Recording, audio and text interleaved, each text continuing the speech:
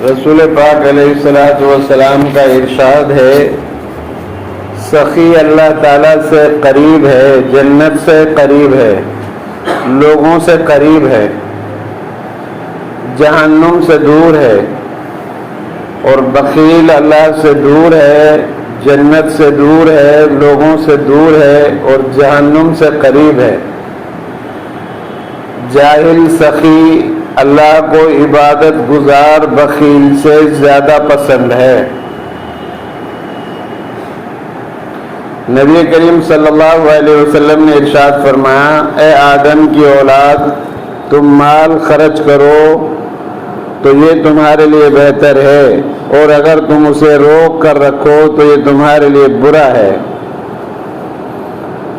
تجھے کفایت شعری پر ملامت نہیں ہے۔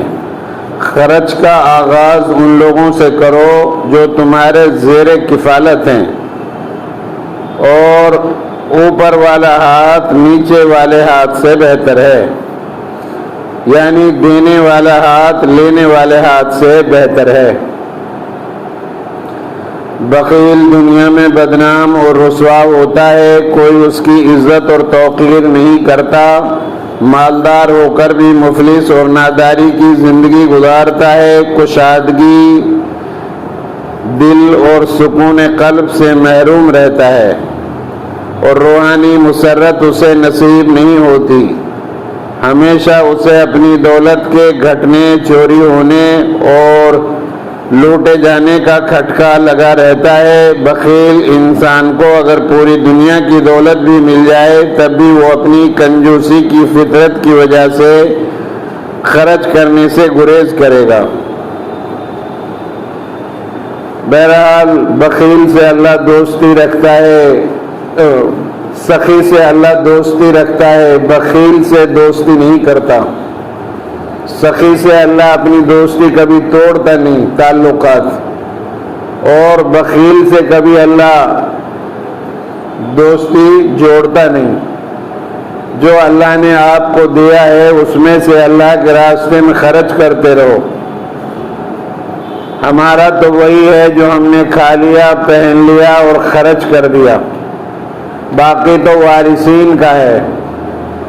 ہمارے مرنے کے بعد کوئی ہماری قبر پر جا کر فاتحہ پڑھنے کے لیے تیار نہیں ہوگا، جیسا کہ ہم حالات دیکھ رہے ہیں۔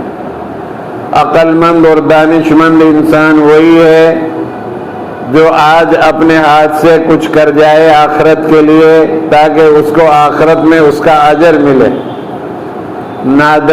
نادان آدمی وہ ہے جو دنیا میں مست ہو کر دنیا کے عیش و عشرت میں لگا رہے اور آخرت کے لیے، قبر کے لیے کچھ نہ کرے۔ اس کو وہاں رونا پڑے گا، افسوس کرنا پڑے گا، آنسو بہائے گا، کوئی کام نہیں آئیں گے۔ خون کے آنسو بھی بہائے گا تب بھی کوئی کام نہیں آئیں گے۔ اس لیے آج ہمارے پاس موقع ہے، ہم جو ہے نیک اعمال کر لیں اور اللہ کے راستے میں جو مال اللہ نے دیا ہے اسے خرچ کریں۔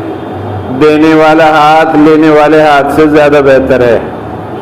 حدیث پاک میں آتا ہے، روزانہ دو فرشتے آسمان سے نازل ہوتے ہیں، ایک کہتا ہے اے اللہ خرچ کرنے والے کے مال میں برکت عطا فرما، دوسرا کہتا ہے اے اللہ جوڑ جوڑ کر رکھنے والا بخیل کے مال کو تباہ اور برباد فرما۔